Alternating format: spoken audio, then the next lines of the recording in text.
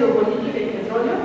Tenemos ya aquí en la mesa al ingeniero Javier Jiménez, al doctor Víctor Flores Oldea, y nos informan que la doctora Claudia Sheinbaum viene un poquito retrasada. Entonces se va a integrar ahorita a la mesa. También nos acompaña en la mesa nuestro compañero Manuel Doral. Él es estudiante de la Facultad de Ingeniería, de la carrera de Ingeniería Eléctrica Electrónica de la UNAM, y nos va a leer un pronunciamiento como estudiante de Ingeniería.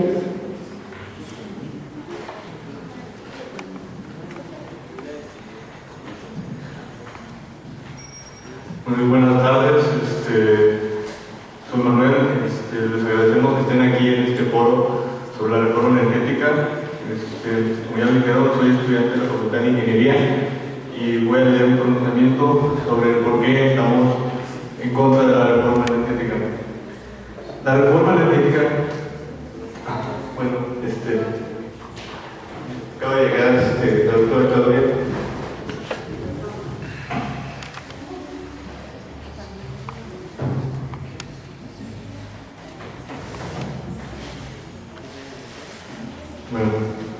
Continúo.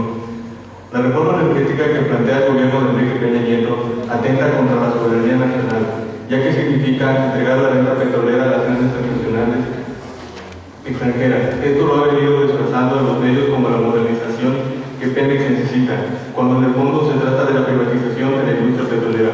Esta modernización que supuestamente Pemex necesita se maneja con los argumentos de que no tiene la capacidad tecnológica ni los recursos para continuar con la extracción de crudo, lo cual también la hace una empresa incapaz de llevar a cabo la explotación y refinación del mismo.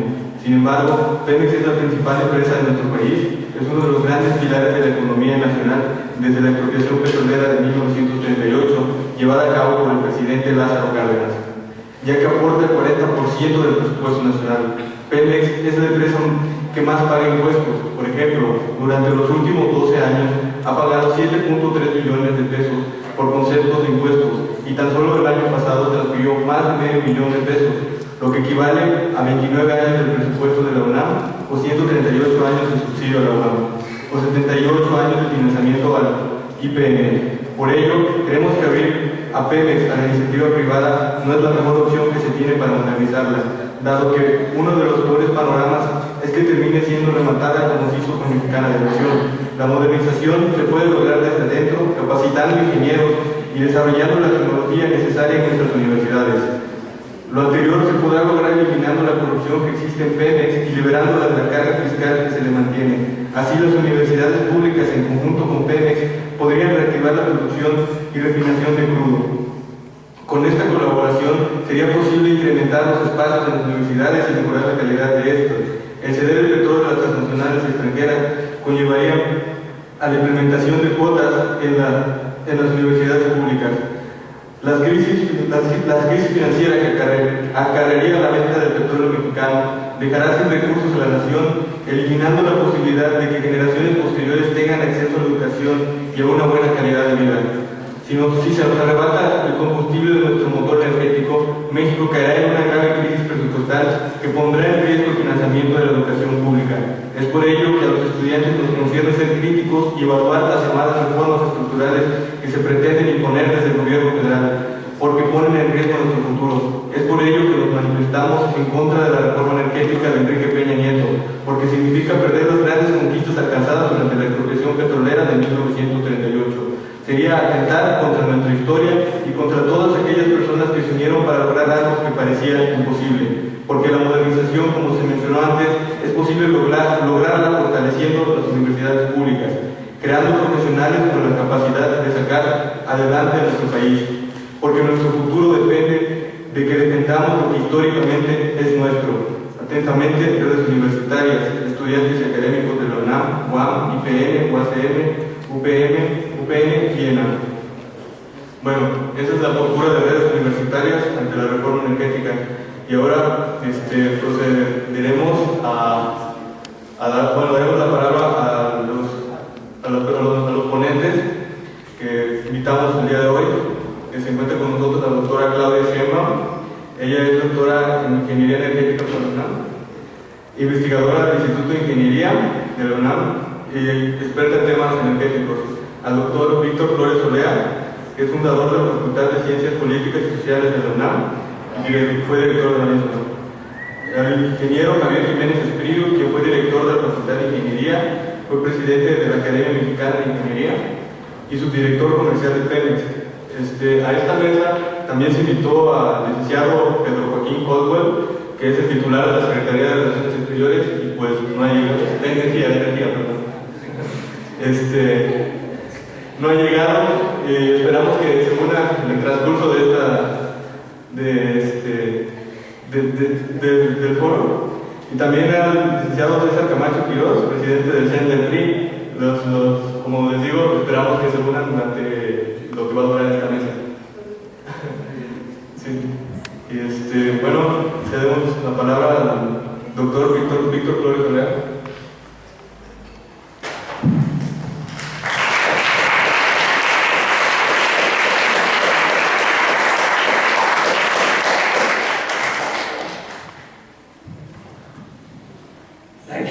La geopolítica del petróleo y la iniciativa de Peña Nieto, que es el tema que me asignaron.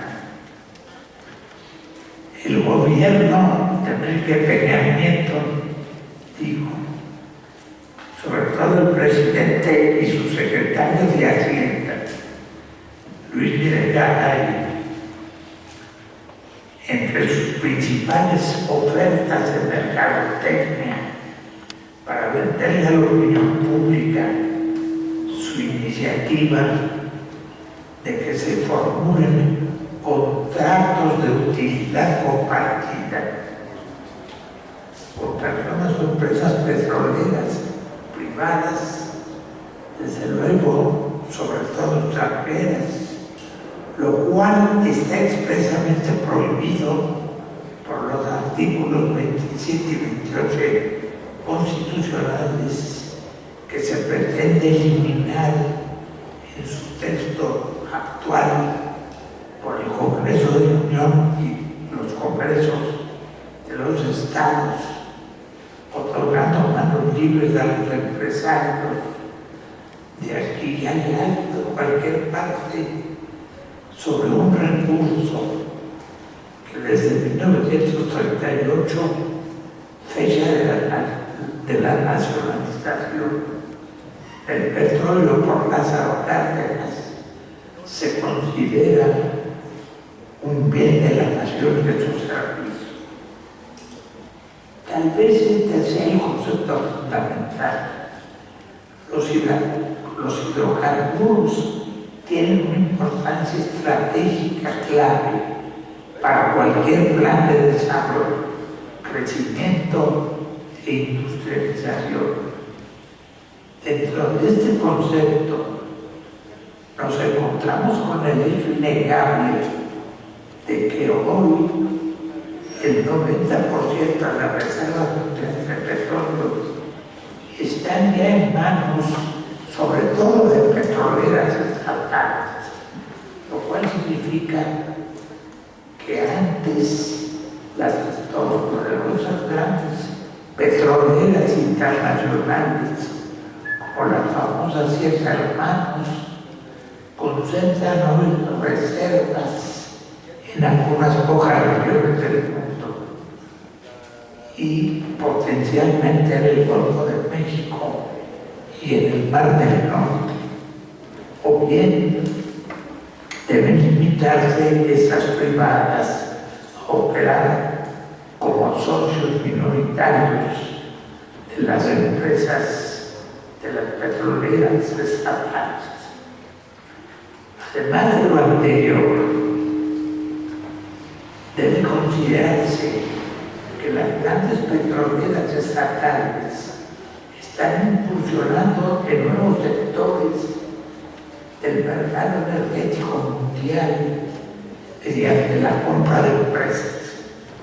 Esto significa que ya no se limita la extracción de hidrocarburos, abandonando los rentables negocios de distribución, refinación, petroquímica, generación eléctrica, dándose a las grandes empresas privadas.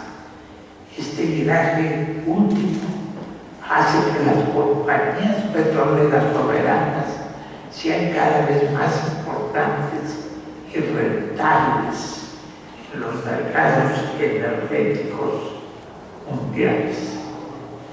Al revés de la tendencia dominante mundial que hemos tratado de sintetizar en el párrafo anterior, debemos decir que las reformas que han planteado el retiro del Estado de la economía o su severa autolimitación, lo que supone la actual propuesta de Enrique Peña Nieto, busca en el fondo que se deje al mercado la distribución de los recursos, dejando en sus manos los rentables negocios de distribución, refinación petroquímica o generación eléctrica, en favor de las grandes empresas privadas, renunciando irresponsablemente a una tremenda posibilidad de valorar recursos en beneficio de la nación. El resultado de estas transferencias de valores es la implantación de un modelo económico, por supuesto, el neoliberal, que ha propiciado escandalosamente desde hace 30 años el desempleo, la marginalidad, la precarización laboral, la exclusión y la pobreza, que resultan el corolario necesario de la ruptura del entramado social que ha prevalecido durante nuestro tiempo, al mismo momento que se devasta el entramado productivo. Como se ha escrito frecuentemente, el neoliberalismo ha resultado hoy la más eficiente fábrica para crear pobres y pobreza en el más amplio sentido de la palabra.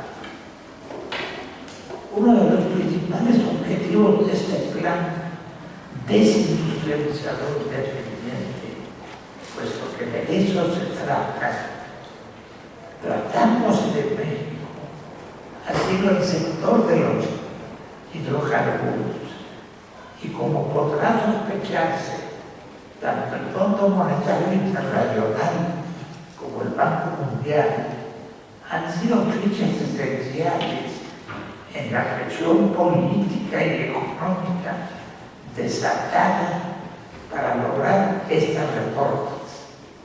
Esas instituciones han presionado también en México para favorecer la apertura y eficiencia de los mercados del petróleo y gas, que no significa otra cosa que la privatización total o parcial de las empresas estatales y la derogación de las regulaciones de cada país que las prohíben o limitar, impulsando que los privados y especialmente las petroleras internacionales tengan carta blanca en todos los países a fin de obtener ganancias extraordinarias. La filosofía privatizadora es el telón de fondo de estos objetivos y reformas. Es el de quitar todo carácter de bien estratégico al petróleo y a la energía en general. Su único valor debe ser el valor de cambio, es decir, el valor económico, desconociendo sus características de recurso natural no renovable, es decir, su característica de valor de uso. En el país donde esto resulta más evidente fue en Argentina, y donde las reformas últimas no solo rechazaron el valor estratégico de los hidrocarburos, transformándolos en simples commodities para su exportación, sino que además su objetivo fue explicitado en el texto mismo de la reforma. Dicho lo anterior, debe precisarse que la geopolítica petrolera puede caracterizarse como el estudio de las correlaciones de fuerza que determinan en gran medida el desarrollo de los intercambios y el comportamiento de los agentes económicos en el mercado petrolero internacional. Al definir de esta manera la geopolítica petrolera, se deduce que los productores y consumidores de hidrocarburos elaboran políticas públicas a nivel nacional e internacional, individualmente o en el marco de asociaciones con otros países y con los grandes centros financieros mundiales, bancos y otros.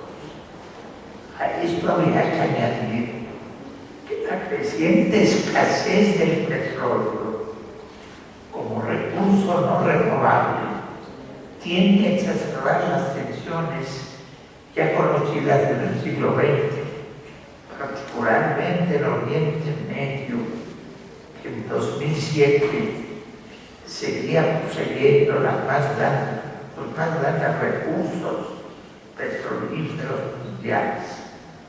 Debe añadirse, no obstante, que el gas y el carbón comienzan ya a ocupar, sobre todo en algunos países, una parte importante del sitio dejado por el petróleo faltante, con exacerbación de la polución y de la contaminación del ambiente. Debe decirse, sin embargo, que los grandes actores de la industria petrolera mundial se revelan dispuestos a iniciar el estudio de la producción del petróleo cada vez más difícil de extraer, el de aguas profundas, en zonas inexplotadas hasta ahora. Se ha dicho que una nueva fiebre del oro negro se espera en el Ártico, y por supuesto guardando todas las proporciones, también en el Golfo de México, que aparentemente es la motivación profunda de Enrique Peña Nieto y que resulta el corazón de su iniciativa, pensando que las empresas privadas mundiales se precipitarán en la lista de solicitantes para obtener uno de los contratos de utilidad compartida que ofrece el gobierno mexicano en la nueva modalidad de su normatividad abierta. Por ejemplo, se nos dice por parte del gobierno mexicano, si aprovechamos esta oportunidad, se crearán miles de nuevos empleos con mejores salarios que bajarán el precio de la luz y el gas, y que igualmente bajará el precio de los fertilizantes. En consecuencia, se dice también, nuestro campo producirá más, habrá más alimentos a mejores precios. No podemos olvidar, sin embargo, que los mexicanos hemos sido ya víctimas de estas promesas incumplidas, estas mentiras y hasta tomaduras de pelo, para decirlo suavemente. Por ejemplo, cuando la privatización de los bancos y su posterior venta a empresas extranjeras. Hoy sabemos que la realidad fue exactamente la contraria. Costos y servicios son hoy mucho más altos y deficientes en la banca extranjera que en los tiempos de la banca nacionalizada. En palabras de David Brooks, el corresponsal de la jornada de Estados Unidos, aun cuando las empresas, nos dicen, aun cuando las empresas petroleras extranjeras y la derecha internacional vio con buenos ojos esa iniciativa de Peña Nieto, la misma no ha causado que se precipiten por ahora las petroleras internacionales a obtener los beneficios del petróleo mexicano. Todas ellas, ya que no se les concede inmediatamente la propiedad de los hidrocarburos, parecen esperar el detalle de las leyes secundarias o reglamentarias para extremar plenamente su decisión. Pasará entonces un plazo para que se presente abundantemente la solicitud de contratos con México en la nueva modalidad, en caso de ser aprobada la reforma. El problema que se enfrenta México en todo caso es el de su reducción mundial de la producción. Esa es una reducción mundial de la producción del petróleo y de una mayor competencia por esos recursos crecientemente escasos en el que reaparecen los límites del crecimiento y en el que los planteamientos pragmáticos en las relaciones internacionales cobran mayor fuerza que los llamados liberales institucionalistas.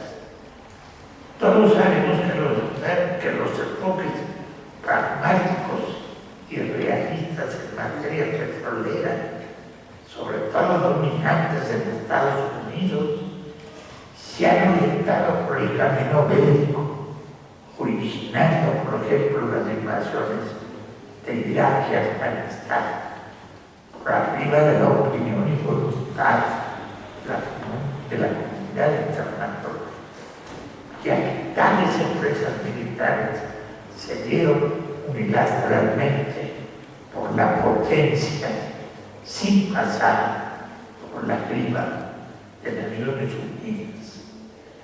En el plano geopolítico, la saturación de problemas y las mayores tensiones seguramente se encuentran en el Medio Oriente, en Asia Central y en algunas regiones de África, y no cerca de nosotros, en América Latina. De todos modos, somos, a querer o no, por el hecho de poseer algunos de los venenos del diablo que poetizó Ramón López Velarde, partícipes de las tensiones mundiales que arrasan consigo el petróleo, y somos también punto de apetito y codicia de los jugadores mundiales, particularmente de las grandes empresas petroleras internacionales. A mayor abundamiento, las circunstancias de nuestra vecindad con Estados Unidos, el mayor consumidor de hidrocarburos en el mundo, nos coloca en una situación de participantes inevitables en su estrategia geopolítica petrolera. Su estrategia principal, por lo pronto, además de grandes esfuerzos técnicos y enormes inversiones que la potencia tiene a la mano parecen ser la de aumentar sus reservas, en las que México y sus nuevos yacimientos jugarían un papel fundamental, sobre todo si resultan probados los enormes yacimientos de las aguas profundas en el Golfo de México, que probablemente serían la principal ambición de las empresas petroleras internacionales que se aprovecharían de la apertura mexicana y de las concesiones que les otorgaría el gobierno de nuestro país, y hasta personalmente Enrique Peña Nieto, según sus nuevas atribuciones.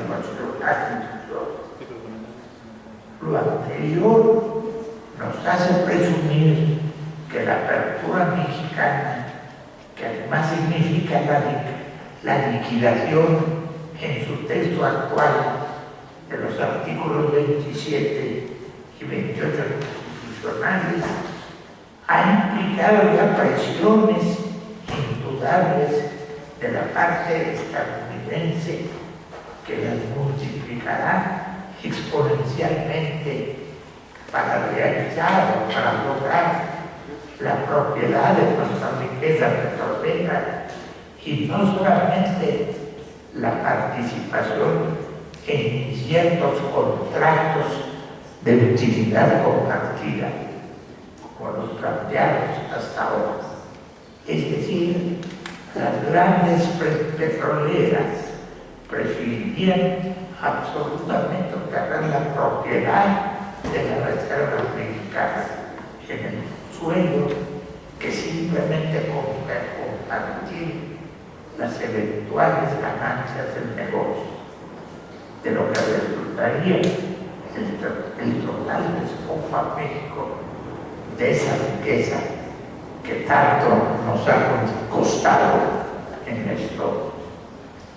Otro hecho sobre el que tal vez no se ha puesto especial énfasis en el caso de la apertura mexicana es la circunstancia de que nuestro sistema financiero está ya en manos de empresas extranjeras prácticamente en su totalidad, lo cual sin duda aumentaría grandemente la vulnerabilidad de la soberanía nacional, ya que la natural alianza entre esos bancos y centros financieros con las compañías petroleras internacionales pondría ipso facto en grave peligro la integridad de la nación.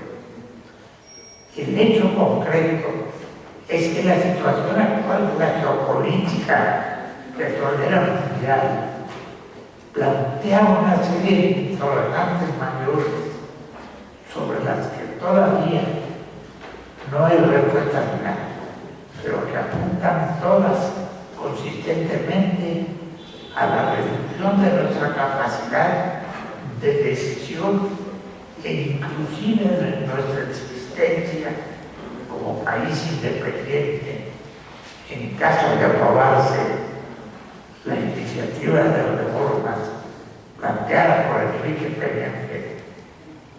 Este conjunto de razones confirma la decisión de quienes nos oponemos firmemente a la iniciativa de Enrique Peña sobre la reforma de los hidrocarburos y estimulan también la militancia activa de la ciudadanía para hacer frente a este despojo apenas disfrazado y para manifestar su desacuerdo con esta iniciativa.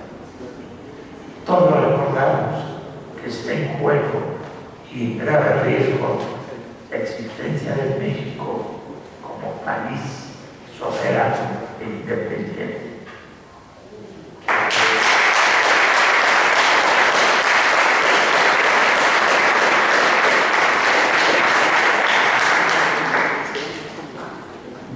Ahora le toca la palabra al ingeniero ingeniero Javier Jiménez Espriu. Muy buenas tardes. Muchas gracias por la invitación para compartir este panel con dos mexicanos ejemplares, con Claudia Sheinbaum y con el doctor Víctor Flores. Les voy a presentar primero unas gráficas que presentó recientemente Fluvio Ruiz, consejero de Pemex, y que son gráficas oficiales para que vean la importancia de Pemex y cómo se está dando la propaganda a las empresas para que vengan a Pemex. Serán 4 gráficas, rápidamente se las pasaré. Después 3 gráficas que nos planteó Rocío Vargas de la UNAM en relación con la presencia de los organismos internacionales en esta campaña. Aquí pueden ustedes ver el posicionamiento de Pemex a nivel mundial.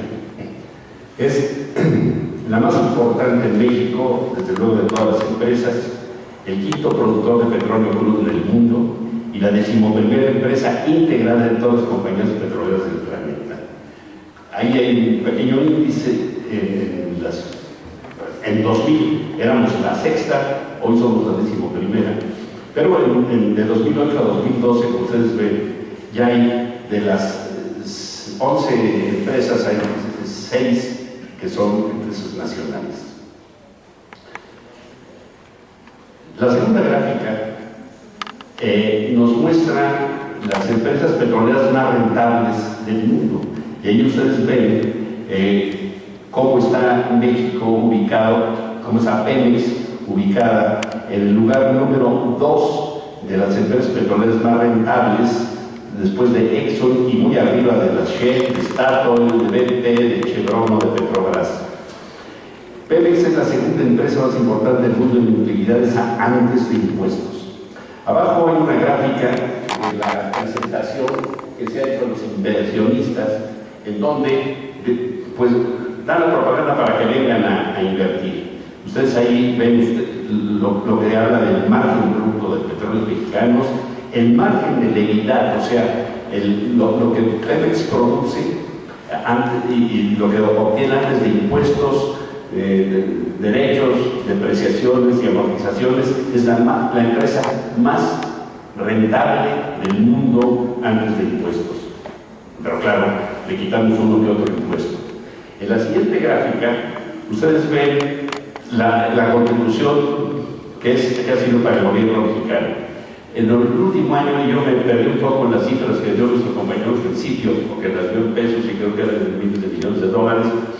Pemex entregó al fisco 70,000 millones de dólares en el último año, que significa el 7.6% del PIB nacional y el 40%, casi el 30 y tantos por ciento como ustedes ven ahí, el 33.7% del gasto público del gobierno. Ha llegado a ser de cerca del 40%, esas son las contribuciones en los diferentes años de 2006 a 2008. Y en la última gráfica que tenemos ahí son los costos de las diferentes empresas del mundo. Los costos, para que vean nomás cómo es de competitiva, a pesar de los pesares, porque mira que tenemos pesares en Pemex. En cuanto a costos de producción, es la empresa más eficiente del mundo, arriba de Statoil, Total, Exxon, Conoco, etcétera, etcétera, con $6.84. Y es la segunda más efectiva en cuanto a gastos de operación y desarrollo, a pesar de los múltiples, del exceso de personal, etcétera, de las corrupciones de los... Decía Rockefeller, una frase muy célebre, que había 2 grandes negocios en el mundo. El primero era una empresa petrolera bien administrada y el segundo más grande era una empresa petrolera mal administrada. Esto es un poco el caso de Pemex, ¿no? Es una gran empresa petrolera que además, a pesar de su corrupción y de mala administración, es la segunda empresa más rentable del mundo. Esas son las gráficas que está presentando Pemex en el mundo para atraer a la gente, a las empresas, a que vengan a invertir. Pasemos a las presiones internacionales. ¿Cuáles son los actores políticos que están influyendo en la decisión de Peña Nieto para presentar su iniciativa? Está el gobierno de los Estados Unidos, la presidencia, los organismos de seguridad, de energía, el Congreso, el Pentágono y desde luego la embajada norteamericana, en este caso en México, pero es en cada país correspondiente. Y está ligada con los centros de pensamiento que hay en los Estados Unidos, la organización Woodrow Wilson, el Council of Foreign Relations, la National Petroleum Company, etc. Y las corporaciones petroleras que hacen campaña, que hacen lobbying, como se llama en los Estados Unidos, con Exxon, Mobil, BP, Shell, Halliburton, Schlumberger, Baker Hughes, y productores de gas de pepitas y los financieros. ¿Cuáles son los que están en México haciéndose cargo de instrumentar la reforma energética? En la presidencia, Enrique Peña Nieto, la CNE, Pemex, el legislativo, el pacto, esta entelequia que se llama pacto y lo integran el presidente de la República y sus comités, y los 3 presidentes de los partidos, uno que representa al PRI, otro que representa, creo que una parte del PAN. El PAN es un partido chiquito que ya casi juntó 40,000 miembros, según la última encuesta, y una parte del PRD que está por la Comisión Reguladora de Energía y el Poder Judicial, que cuando hay que definirse, no se define. Cabilderos, hay el INCO, COMEXI, la Woodrow Wilson que está en el ITAM, el CIDE, el de Norte como Monterrey, y alguna sección en la Universidad Nacional, en el Centro de Estudios de América del Norte, donde está, por cierto, Rocío Vargas, que es la que hizo estos documentos. Y obviamente los medios de comunicación, la prensa escrita, la televisión y la radio. ¿Qué es el Consejo de la Competitividad de América del Norte?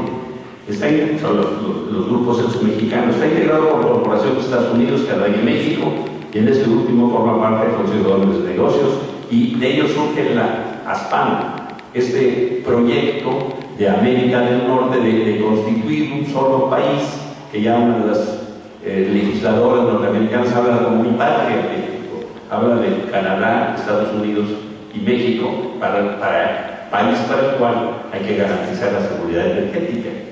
Aunque son 3 países iguales, algunos son más iguales que otros, como decía el filósofo de Güemes.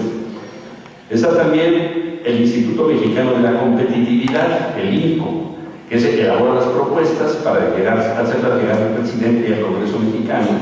En el 2008, de ahí surgieron las propuestas para la iniciativa de reforma de Felipe Calderón, y ahora ahí surgen las propuestas para la iniciativa del presidente de Peña Nieto. ¿Cuál es la propuesta? Cancelar el monopolio constitucional para que participen los privados de explotación hasta la venta de primera mano, la apertura en la refinación, la eliminación del subsidio de la gasolina y la reducción tributaria Pemex con autonomía de gestión. Se trata de reducir, para apoyar a Pemex, reducirle su carga fiscal. Ese es el planteamiento. Ese es un planteamiento absolutamente falso. Se trata de reducir la carga fiscal a Pemex para poder invitar a otras empresas a que vengan con una carga fiscal más reducida, porque si con las cargas actuales invitan a las empresas, quiero saber qué empresa va a venir a explotar el petróleo y pagar el 120% de los ingresos, como hacen pagar a Pemex, y por lo cual la tienen que agarrar.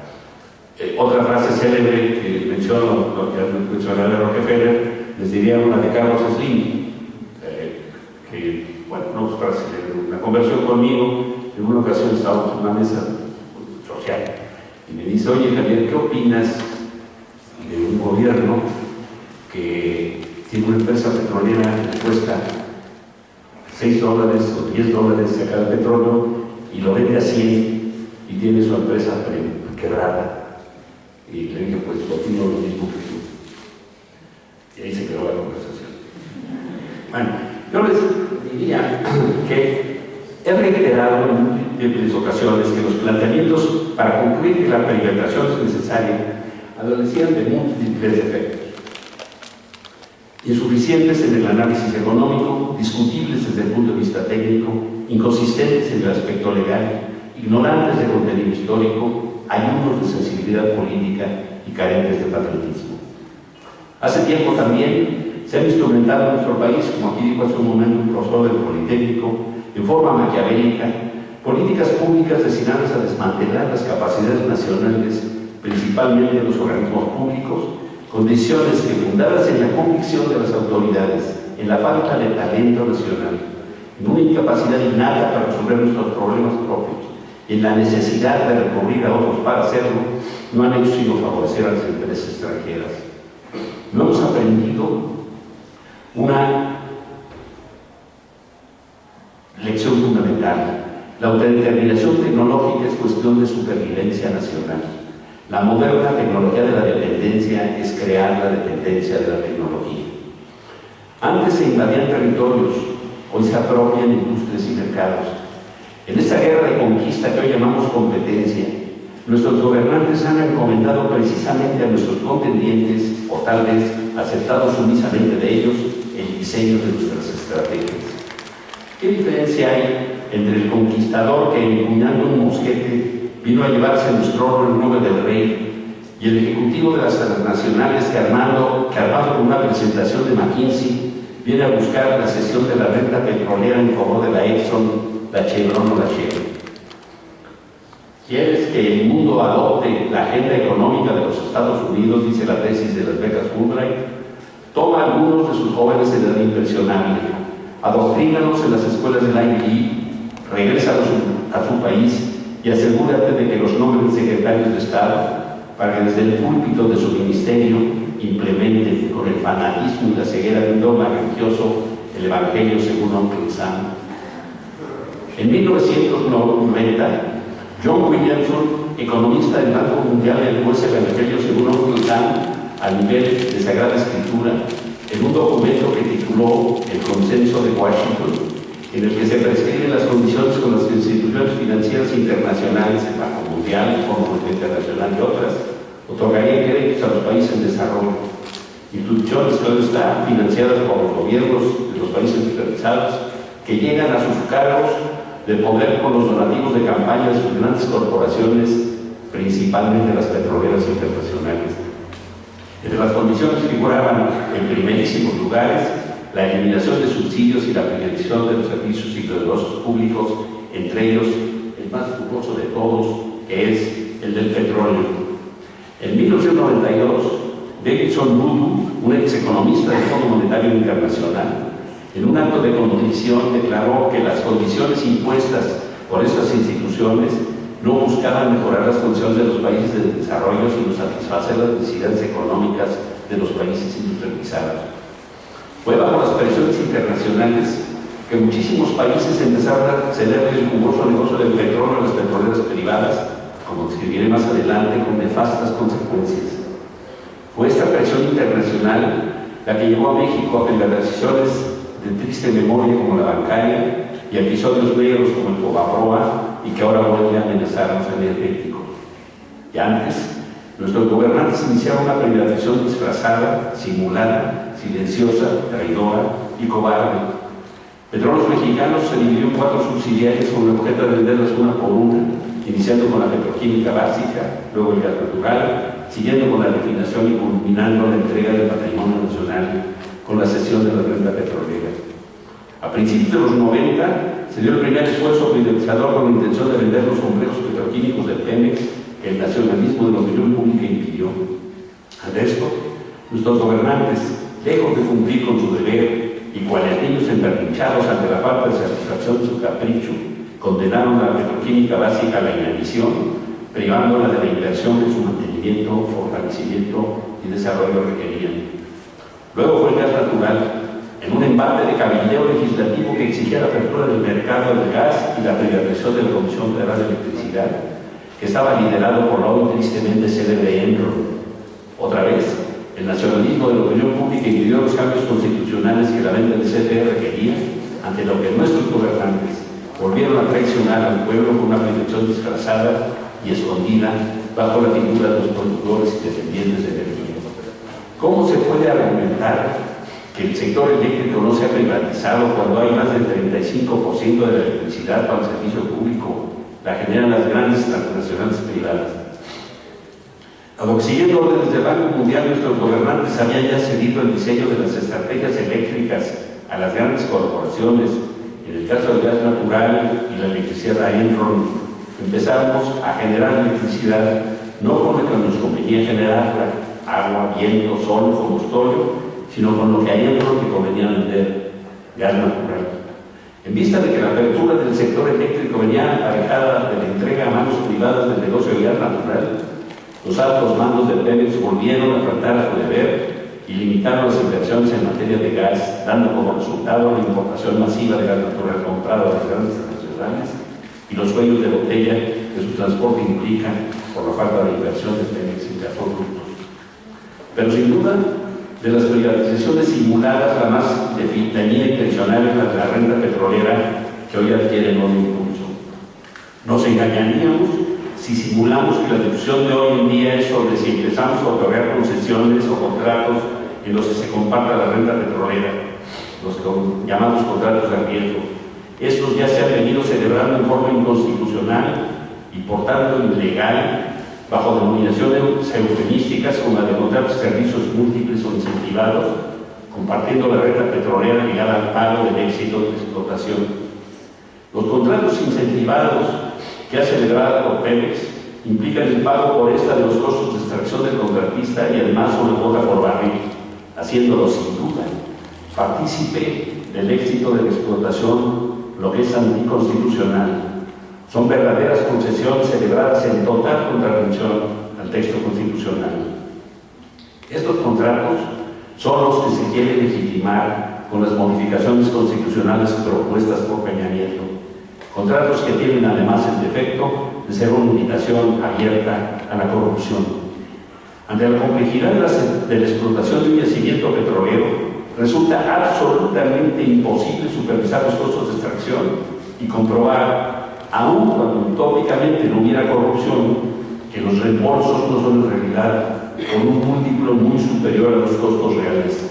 Nóminas infladas, materiales y trabajadores inexistentes, jornadas diarias de 36 horas, automóviles de lujo cobrados como coches utilitarios, maquinaria e insumos de segunda cobrados como de lujo, son solo algunos de los rubros que nos presenta la experiencia internacional que hacen de cualquier contrato basado en la recuperación de costos nada menos que casos de robo en despoblado o un espléndido negocio visto desde la óptica de los dos firmantes de los contratos. Nadie sabe aún a cuánto asciende el reembolso de los contratos incentivados ya suscritos por Pemex. Los países que durante la implementación del consenso de Washington abrieron sus industrias petroleras se arrepintieron y están pagando caro su error.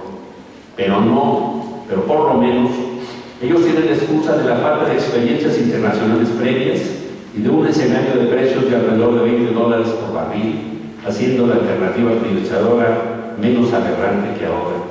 ¿Qué excusa tenemos nosotros cuando el barril se cotiza a $100 y está el ejemplo de los que ya se equivocaron y ahora pagan cara la enmienda? En efecto, la más mínima revisión de la experiencia internacional reciente es el mejor argumento para descartar cualquier esfuerzo privatizador. Veamos ahora el pájaro algunas de estas experiencias. Iniciemos con el niño moderno del que presumen los privatizadores, Petrobras.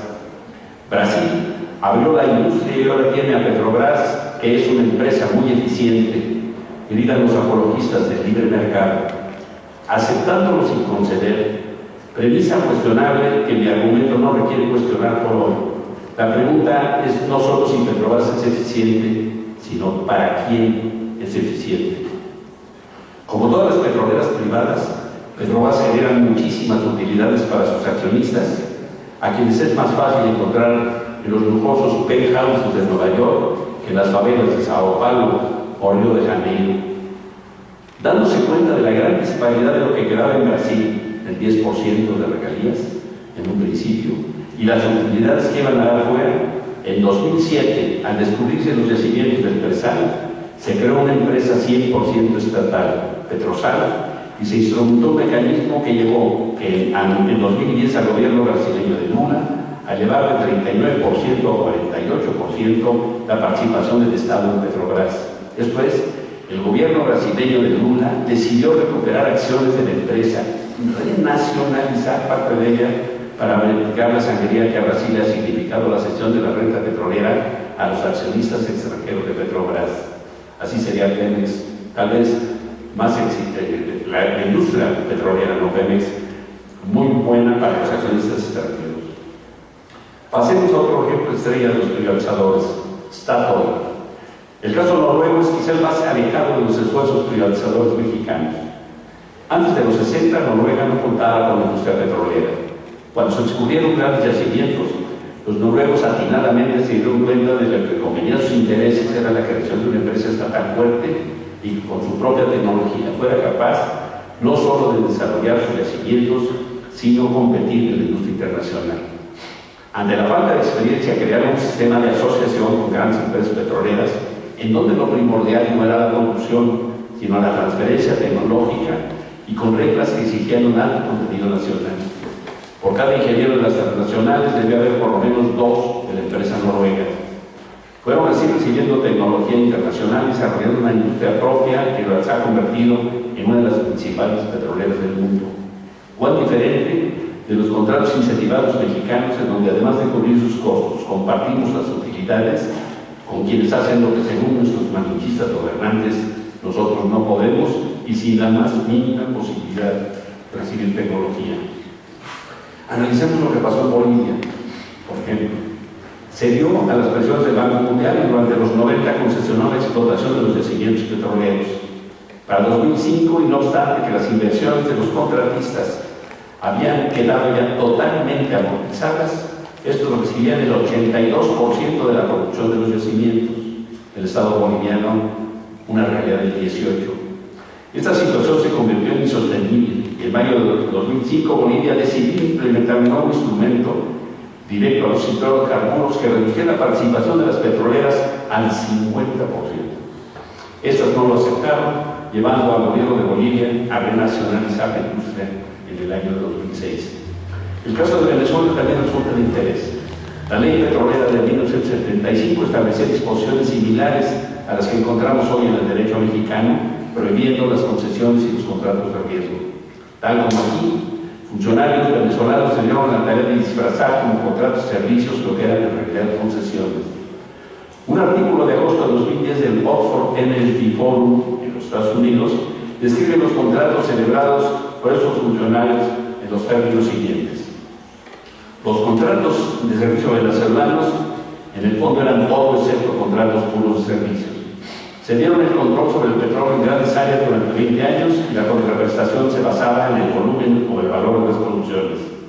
De hecho, muchos de los proveedores de servicio eran socios senior en el negocio y en promedio se llevaban más de la mitad de la producción. En algunos casos, la compañía estatal incluso perdía dinero por cada barril de petróleo que se producía. Para empeorar las cosas, los contratistas, al decir que únicamente eran proveedores de servicios, arguían que la tasa de impuestos sobre la renta que les correspondía era del 34% aplicable a las personas que no se dedican a la producción del petróleo, en vez de una tasa del 50% aplicable a los productores de petróleo. El pago de más del 50% del valor de la producción a las petroleras internacionales bajo estos contratos de servicios tampoco pudo ser mantenido en Venezuela. En abril del 2005, el gobierno venezolano citó la migración de estos contratos a un esquema de empresas mixtas que redujeron la participación de las petroleras privadas y que no estuvo exenta de grandes tensiones internacionales y en algunos casos a costosos litigios ante los tribunales arbitrales. Ecuador no corrió con mejor suerte. A finales de los 90 celebró varios contratos de ganancias compartidas en los que los contratistas asumían todos los costos de explotación pero recibían el 70% de la producción. El cambio en los escenarios de precios generó un desequilibrio contractual en el que las ganancias de los contratistas eran simplemente inaceptables. Cuando en lugar de $20 por barril empezaron a recibir 70 y 80, pues un escandaloso. Occidental era uno de estos contratistas que además había incumplido los términos de su contrato, cediendo derechos sin la autorización del gobierno ecuatoriano. La ley de hidrocarburos le daba al Ecuador el derecho de recibir el contrato y así lo hizo, ante lo cual Occidental inició un arbitraje internacional. Los árbitros encontraron que Occidental había incumplido la ley de Ecuador, la ley, en su opinión no era justa, y condenaron a Ecuador al pago de una indemnización de más de $1.600 millones. El litigio se llevó no ante las Cortes de Ecuador, obviamente, sino tal como se lo prescriben los tratados internacionales celebrados durante el Consenso de Washington, ante el CIAD, órgano establecido, sorpresa, por el Banco Mundial. Finalmente me interesa referirme al caso del yacimiento Kashagan en Kazajstán, por las similitudes con el contrato de y los contratos incentivados celebrados por Pemex y lo que se pretenden con las modificaciones constitucionales. Kashagan es el yacimiento de petróleo más grande que se haya descubierto en las 3 últimas décadas. Es incluso más grande que Cantarell. El gobierno de Kazajstán se le dio un contrato basado en la recuperación de costos de una cuota por barril, tal como los contratos incentivados. El artículo del Energy Forum dice lo siguiente: a pesar de ser presentados como un ejemplo típico de alineamiento de intereses, la experiencia ha demostrado que las disposiciones contractuales basadas en recuperación de costos son a menudo una receta para el desastre, y eso es exactamente lo que pasó en Kashagan. Los costos totales del proyecto se incrementaron más de $100.000 millones, y la producción originalmente programada para iniciar en 2005 a 2006 ahora está programada para 2010, el artículo es de 2010. El resultado neto fue que en el descubrimiento más grande del mundo en la era moderna, misma que tenía proyectado una producción de 1,5 barriles de millones diarios, el Estado tan solo hubiera recibido un gran total del 2% del petróleo producido durante por lo menos la primera década de explotación. La situación de Kashagan fue insostenible, por lo que el gobierno de Kazajstán tuvo que implementar medidas para terminar con el contrato, con las tensiones internacionales y procesos jurídicos que esto conlleva. La experiencia internacional es, como puede apreciarse, elocuente. De todos los países a los que nos hemos referido, quizá el único que salió bien librado en su trato con las grandes petroleras internacionales fue Noruega, quien entendió que la única forma de sobrevivir era contando con una industria petrolera propia y tecnológicamente avanzada, y claro, dentro de un régimen de honestidad a toda prueba muy lejano a nuestras más caras aspiraciones. Es por esto que mantengo la firme convicción de que una reforma energética. Hace poco vino aquí el premio Nobel Stiglitz y nos dijo: no se les vaya a ocurrir soltar sus hidrocarburos y cuidado con las compañías petroleras porque son tramposas. Y se refiere a lo que habían hecho las compañías en Alaska, en su propio estado.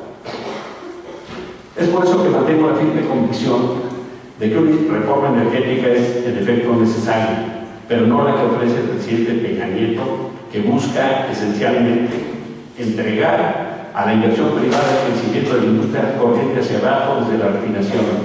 2. Permitir a través de contratos de riesgo, de utilidades compartidas, incentivados, de servicios públicos o de alianzas, el acceso a la iniciativa privada de exploración y producción, y con ello una parte sustantiva de la renta petrolera. Y 3. Entregar al presidente una patente de corso para que haga y deshaga, sobre todo deshaga, lo que le venga en gana con nuestro petróleo y el sector energético. Está bastante claro lo que se persigue. La reforma que yo planteo tiene los siguientes objetivos: establecer una estrategia nacional de energía integral que tenga como prioridad la seguridad energética de la nación a largo plazo. Esto significa, entre otras cosas, el uso racional de los recursos naturales no renovables y la optimización de su uso en función de las necesidades nacionales, las nuestras, no las de otras naciones.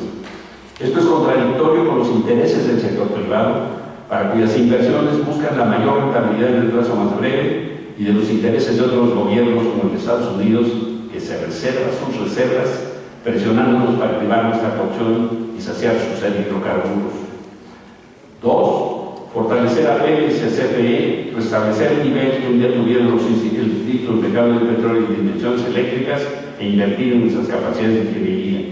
Es falso el argumento de que la tecnología no es accesible si no compartimos la renta petrolera con quienes la poseen. La tecnología está disponible y tenemos la capacidad para asimilarla y desarrollarla. 3. En lo económico, no tenemos por qué compartir la renta petrolera con los dueños de la nación que mucho la necesita.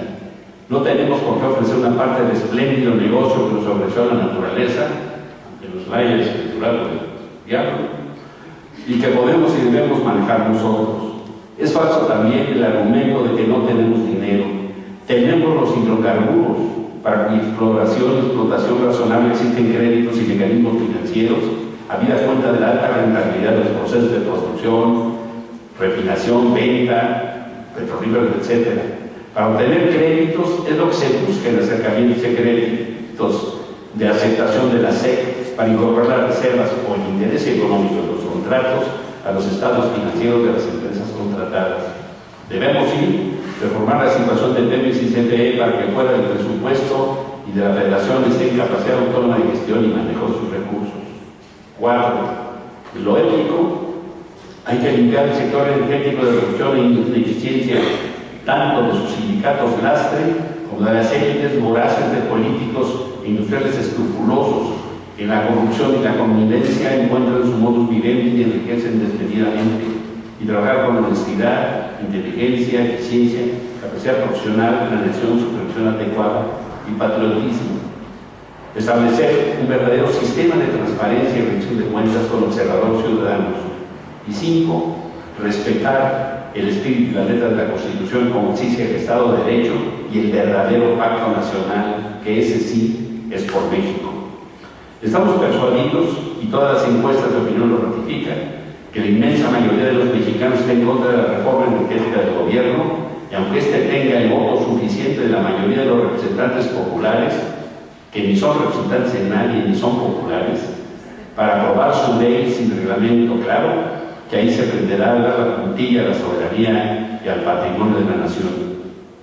Una vez más, los intereses hegemónicos atacan, en esta ocasión con gran violencia y sin ningún escrúpulo, y ahora apoyados por muchos que no hace tanto, defendían al sector energético con la frase de López Mateos: en el petróleo nacionalizado, ni un paso atrás, y que hoy, disfrazados como salvadores de la República y como abiertas mentes modernizadoras, llegan al extremo, con argumentos falaces y actitudes ignominiosas, de dar la paternidad de su propuesta al general Cárdenas. Hoy nos encontramos una vez más en la cresta de esa ola privatizadora que no cesa en el intento de destruir nuestras defensas soberanas y apoderarse de nuestros recursos. No debemos soslayar que con la apertura del sector a la inversión privada extranjera se abre también la entrada a sus gobiernos a los asuntos internos de la nación. Se cede la soberanía descaradamente, sin necesidad de espiar a nadie. Nuestra historia petrolera está marcada por las presiones externas.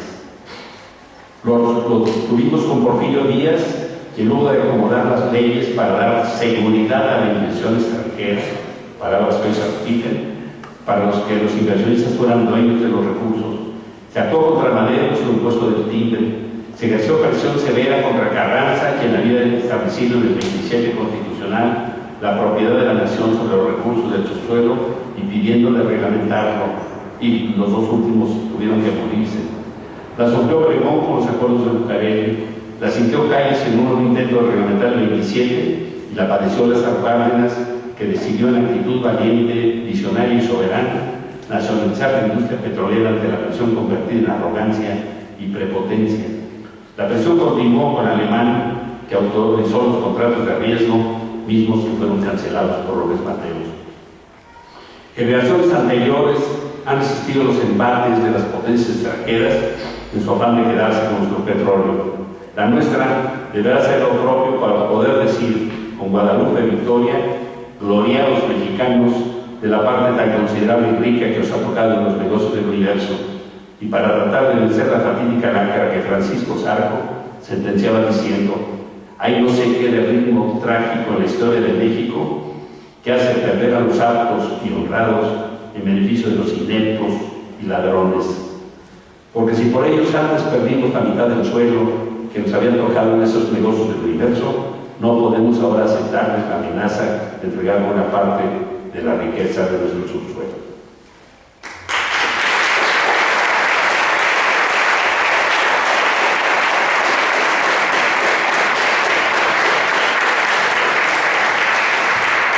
Bueno, ahora es el turno de la doctora Claudia Sheinbaum. Bueno, yo voy a tratar de ser breve, de no repetir las brillantes exposiciones el ingeniero Jiménez Espriu y don Víctor Flores Olea, con quien la verdad es un honor compartir esta mesa. ¿Qué es lo que ocurre? Voy a tratar de hacer la exposición de la siguiente manera. ¿Qué es lo que ocurre ahora? ¿Qué fue lo que pretendieron con la reforma del 2008, Calderón? ¿Y qué es lo que pretende la reforma actual? ¿Cuáles son los impactos que esto causaría y cuál la gravedad de lo que pretenden que ocurra? En la actualidad ustedes saben que el 27 y 28 constitucional regulan la propiedad y la explotación de los hidrocarburos. En el caso del 27 constitucional y de la electricidad, también de la generación, la transmisión y la distribución y la comercialización de la electricidad. En el caso del 27 constitucional, lo que regula es la propiedad y establece que en el caso de los hidrocarburos no podrá haber ni concesiones ni contratos. En el caso de la electricidad, establece que la electricidad es un servicio público y que le corresponde a la nación desarrollarlo y proveerlo a sus habitantes. El 28 constitucional lo que dice es que esta propiedad y esta explotación de los hidrocarburos y de la electricidad lo va a desarrollar la nación, lo va a desarrollar el Estado a través de los organismos que se proveen. ¿Esto qué quiere decir en términos prácticos? Pues que se conformó Petróleos Mexicanos y que es Petróleos Mexicanos quien tiene la atribución por la Constitución y las leyes secundarias, aún con todas sus modificaciones, para desarrollar todas las actividades de la industria petrolera y del gas natural. ¿Qué quiere decir esto? Desde la exploración, la explotación, la distribución, el almacenamiento, la refinación, el procesamiento de gas natural y la venta de los petrolíferos. En el caso del gas natural, en 1995 se modificaron las leyes secundarias y la distribución y la venta directa a los consumidores ya no le pertenece a Pemex, sino a privados. Por eso, quienes tienen un contrato o reciben gas natural en la Ciudad de México no contratan con Pemex, sino con Gas Natural de México, que es una empresa privada. En particular, en el caso del gas LP, desde hace muchos años, fuera de la Constitución, la distribución también está concesionada o hay permisos de distribución a privados que, por cierto, están vinculados con grandes políticos mexicanos. Pero, finalmente, es Pemex quien tiene la posibilidad de desarrollar toda la cadena de la industria petrolera, y en el caso del gas natural, con excepción de la última parte de la cadena, es Pemex quien la desarrolla. En el caso de la electricidad, se hizo una modificación en 1992 en donde se planteaba que no es servicio público aquello que es privado y daba la posibilidad de generación privada. A partir del 2000, entonces, se desarrolló una muy importante generación de electricidad a partir de los privados, y estos privados le venden a Comisión Federal de Electricidad la electricidad que generan, y es Comisión Federal de Electricidad, a partir de lo que se llama en electricidad la distribución de electricidad en el despacho de carga, que en México es CENACE, el Centro Nacional de Energía Eléctrica, quien decide cuándo se utiliza qué electricidad que quién genera. Esa atribución la tiene actualmente Comisión Federal de Electricidad, es decir, a quién le compra electricidad y cómo la distribuye a lo largo de cada una de las horas del día. Es decir, el despacho de carga, el Centro Nacional de Energía, le pertenece a Comisión Federal de Electricidad. En el año 2008 se presentaron una serie de reformas que no lograron llegar hasta el final, pero que lo que buscaban es que Pemex desarrollara contratos para la explotación y para la refinación de petróleo fundamentalmente. ¿Qué quería decir esto? Que Pemex podía contratar con privados la explotación del petróleo y podía compartir las ganancias de esta explotación del petróleo. En las leyes secundarias en realidad se estableció que las ganancias de esos privados no podían estar asociadas al porcentaje de la producción de cada yacimiento o de cada cosa. A pesar de ello, los contratos que se hicieron a partir del 2010 se están dando ganancias a los privados que han empezado a invertir en la explotación con un porcentaje de la producción de petróleo. ¿Por qué quieren una nueva reforma si ya se hicieron una serie de reformas que de alguna manera están generando contratos de renta compartida del petróleo, que en realidad es lo que ocurre actualmente? En realidad dicen que lo profundo del cambio constitucional que están pretendiendo el 27 y el 28 va a venir en las leyes secundarias. Pero cuando uno lee la exposición de motivos de la modificación del 27 y 28 constitucional, que ustedes pueden leer en el documento que se presentó por parte de Peña Nieto y que pueden bajar de la página de internet de la reforma energética, es nada más cuestión de leer la página 12 de esa exposición de motivos para enterarse de qué es lo que pretenden ahora. Y claramente en esa página 12 se dice que ya no va a ser solamente atribución de Pemex explotar el petróleo, y por eso la modificación del 28 constitucional que en algún momento el ingeniero Cárdenas subrayó. ¿Qué es lo que pretenden ahora? ¿Y por qué ponen como ejemplo Brasil, Colombia? Pues pretenden precisamente el mismo modelo. ¿Cuál es este? Pues que ahora no sea Pemex quien realice los contratos con empresas privadas, sino que los contratos se establezcan directamente a través del Ejecutivo Federal. Cosa que es sumamente grave. Si es grave ya que Pemex dé contratos con privados cuando no lo necesita, imagínense ustedes lo que significará que Pedro Joaquín Coro, el secretario de Energía, tenga la atribución para decidir a quién le da la explotación de las reservas de petróleo en México. Eso es lo que pretenden con la reforma energética. ¿A través de quién?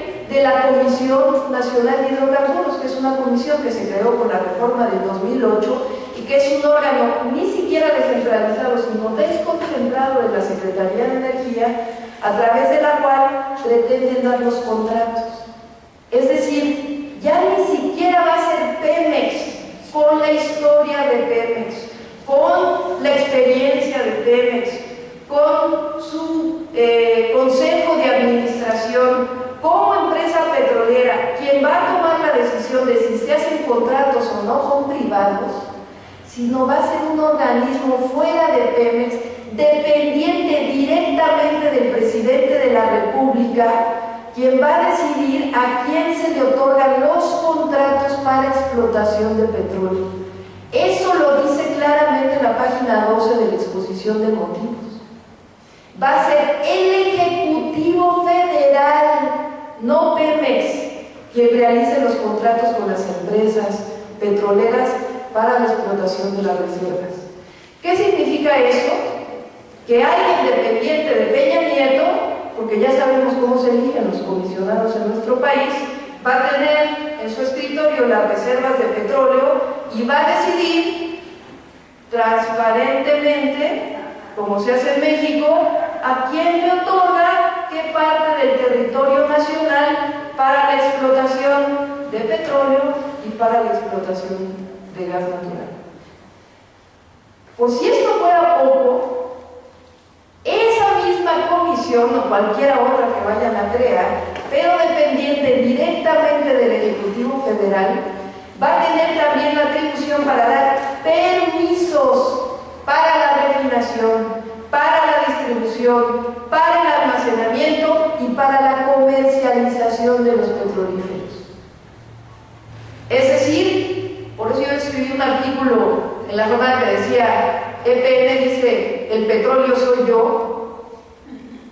Es decir, Peña Nieto va a decidir a quién le otorga la riqueza nacional y el valor agregado que provendrá de esa riqueza nacional, incluida la venta de los petrolíferos. Es decir, vamos a tener en el territorio nacional gasolineras que no solamente le pertenezcan a Pemex, sino a cualquiera de las empresas que ustedes quieran, y que van a tener en realidad la cadena completa de los hidrocarburos: exploración, explotación, distribución, almacenamiento y comercialización.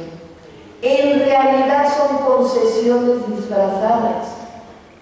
Le estamos dando la concesión de un recurso natural que, como bien dice el doctor Flores Olea, un recurso natural, no un bien que tiene un valor de cambio, un recurso natural estratégico no renovable a las empresas transnacionales.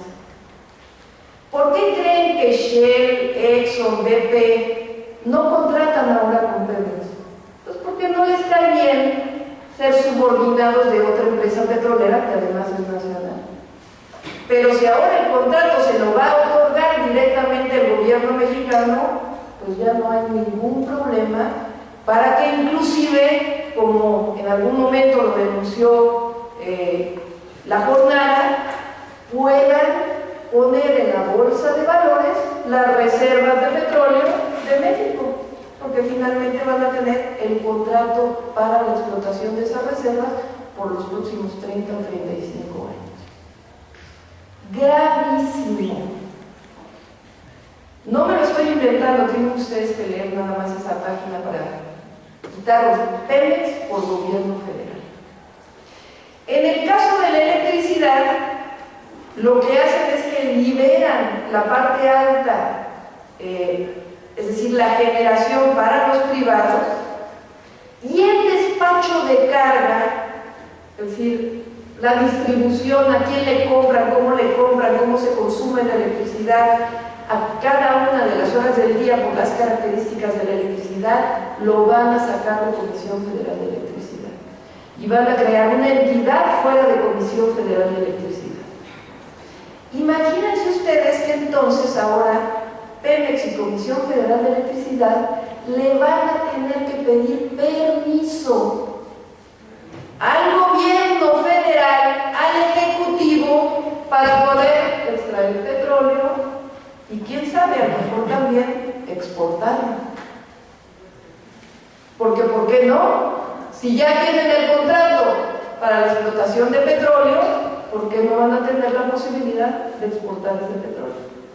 En esa misma página 12, que es la parte sustantiva de la reforma, lo que dice es que puede pagar, inclusive se puede pagar con petróleo. Es decir, no solamente con el equivalente que corresponde del crudo, sino directamente en especie. Sumamente grave lo que pretenden con esta reforma.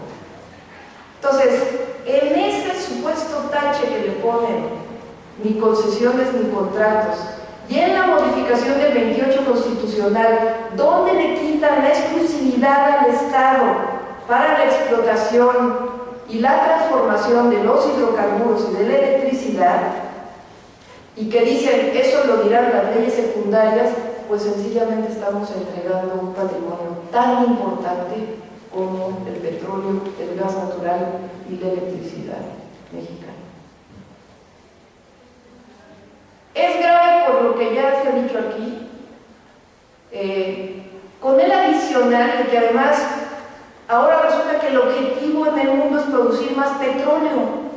Se escuchen ustedes nada más los anuncios vamos a producir tanto como otros países. ¿Para qué queremos producir tanto petróleo si precisamente lo que está causando el cambio climático global y otros efectos ambientales? Cuando en el mundo lo que se está discutiendo es cómo reducir el consumo de petróleo y poder promover otras fuentes, particularmente las fuentes renovables. No tiene sentido la propuesta a menos que el sentido se encuentre en el interés del gobierno mexicano, yo digo, uno, del negocio, porque como siempre se quieren quedar con una parte del negocio. No solamente nuestros gobernantes, sino también la oligarquía que es hoy parte de ese, que ya prácticamente no hay distancia entre la oligarquía y los gobernantes mexicanos, y obviamente con su contraparte de las transnacionales. Dos, una integración con Estados Unidos que yo digo, no solamente es la presión de las transnacionales sobre el gobierno de México, creo que es una ideología del gobierno mexicano, de los neoliberales mexicanos, en donde creen que lo mejor para México es estar cada vez más cerca de los Estados Unidos, integrarse. Bien decía Víctor Flores Olea, se está jugando en esta la posibilidad de una nación independiente. Y tercero, una ideología absurda, un dogmatismo, un religiosismo hacia el neoliberalismo que ha demostrado su fracaso no solamente en México, sino en el mundo entero. Es sumamente grave lo que quiere hacer con nuestro país y no nos queda otra que movilizarnos. No nos queda otra que salir a las calles y decir, no puede ocurrir esto con México. Hay quienes dicen, ¿y de qué sirve movilizarse si vean a los maestros movilizándose? Y no, sí sirve movilizarse. En el 2008, si no nos hubiéramos movilizado en contra de las reformas hubieran avanzado más. Es decir, la resistencia evita que ellos avancen. Hagámonos la otra pregunta.